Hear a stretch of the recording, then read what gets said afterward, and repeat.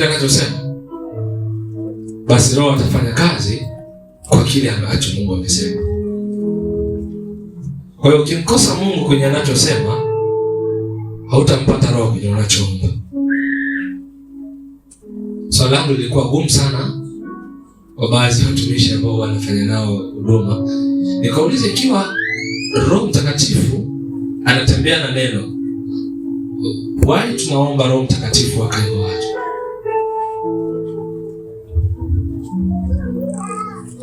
Naye aliposema nami, mbona sauti haiki mtumishi na kazi hiyo? Aliposema nami, ina maana ili mtu atembee na Roho lazima asikie. Kwa hiyo ili mtu asitembee na Roho inabidi asisikie. Sasa swali langu gumu ni hili hapa. Tunaacha kusikia, tunaweka kuomba. Kwa namna hii, na ndio maana tumekuwa tukimsubiri Mungu mahali ambako hayupo. Na hapo ndipo ambapo somo linaanzia.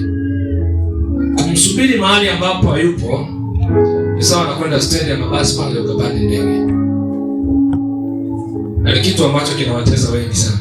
Utaona tu usafiri mwingine unaingia na kutoka, lakini ndege unayosubiri pale kwa sababu sio viwanja vyake. Inapokuwa ni stendi, lakini sio viwanja vyake. Sasa katika Roho, niliwahi kufundisha hichi kitu.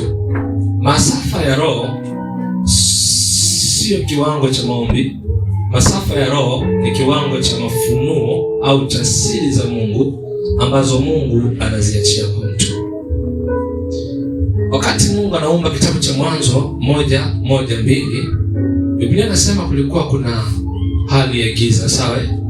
Na Biblia inasema wakati Mungu anaumba alisema maneno. Utakuja kugundua kitu